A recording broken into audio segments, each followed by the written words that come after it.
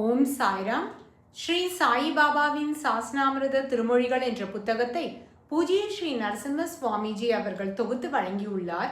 அதிலிருந்து என்.ஆர். சஹஸ்ரபுத்தேயின் உறவு முறை என்ற தலைப்பில் பார்க்கலாம். ஷீரடி ஸ்திரீ ஒருவளுக்கு மனநிலை பாதிப்பு ஏற்பட தொடங்கிய சமயம் சஹஸ்ரபுத்தே அவருக்கு ஸ்ரீ சாயிபாபாவின் ஊதியை அளித்து அவருடைய திருவருளால் குணப்படுத்திவிட்டார்.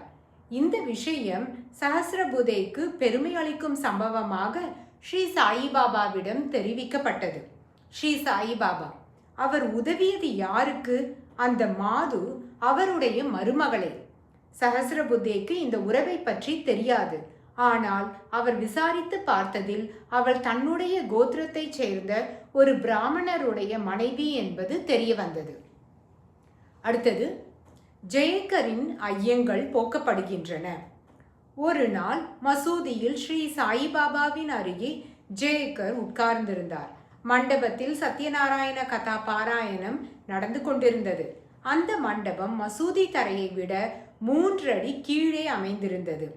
இந்த நிலையில் ஸ்ரீ சாயிபாபாவுக்கு அருகே மசூதியில் உட்கார்ந்திருப்பதனால் நேரக்கூடிய முரணான புண்ணிய பாபங்கள் பற்றிய பிரச்சனைக்கு தீர்வு காணும் முயற்சியில் ஜெயக்கருடைய மனது சஞ்சலமடைந்தது.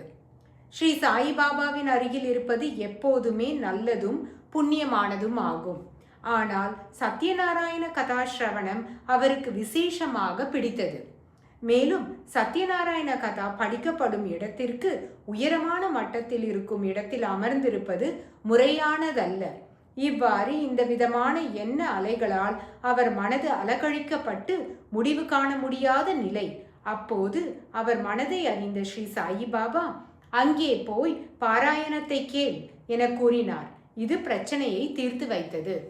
ஓம் சாய்ராம்.